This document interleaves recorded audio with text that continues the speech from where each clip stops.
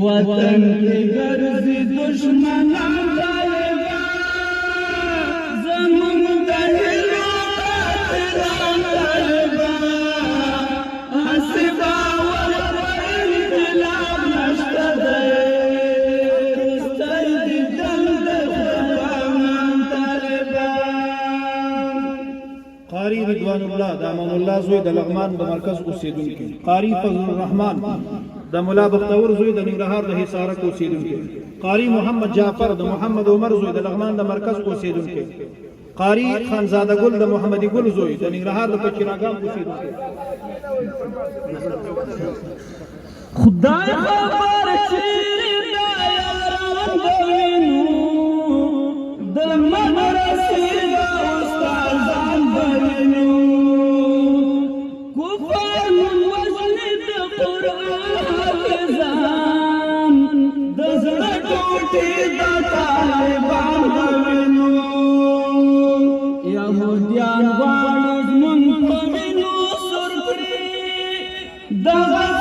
سلای په قرآن طالبان حسبا ول انقلاب نشته رستۍ دند خلامان طالبان قاری محمد الله د نظر ګل زوی د ننګرهار حصارک قاری هلال د امان الله زوی د ننګرهار خوږیاڼو ولسوالۍ اوسیدونکی قاری مجاهد د زیارت ګل زوی د ننګرهار ولو د خوږیاڼو ولسوالۍ اوسیدونکی قاری فضل حق د غیرت خان زوی د ننګرهار پچیراګام ولسوالۍ اوسیدونکی قاری برکت الله ولد نور سلیم د ننګرهار ولایت د حصارک ولسوالۍ اوسیدونکی لګي انتظار شاپ ما ګران طالبان چې در بغار ګلان طالبان حسبا ور انقلاب نشته رستۍ دند خلامان طالبان نن لمخ سپین ګلان دي د نوجوانان ولاړ دي نن مې لمخې سپین ګلان ولاړ دي د فضیلت نوجوانان ولاړ دي سپینې پګړۍ په سر وکاري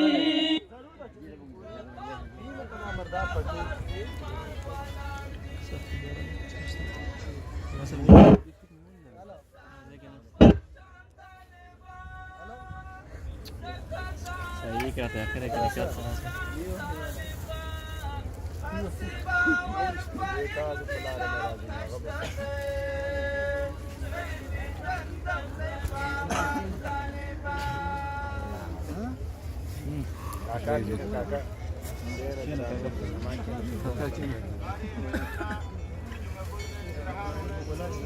vale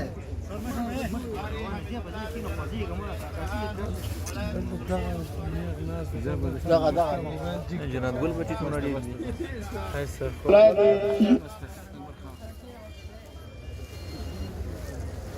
خیر وکړه لکه سر ټیټ کړ موبایل چې کا پرونه کې د نور خلکو مخه دی ولا نور خلک مخ خلاص کړه کینه ورور لکه دا لکه تکیه نه موبایل چې کا دا پرونه ډیره کاسي دی وګړه هیڅ سپیر دی په اټو کو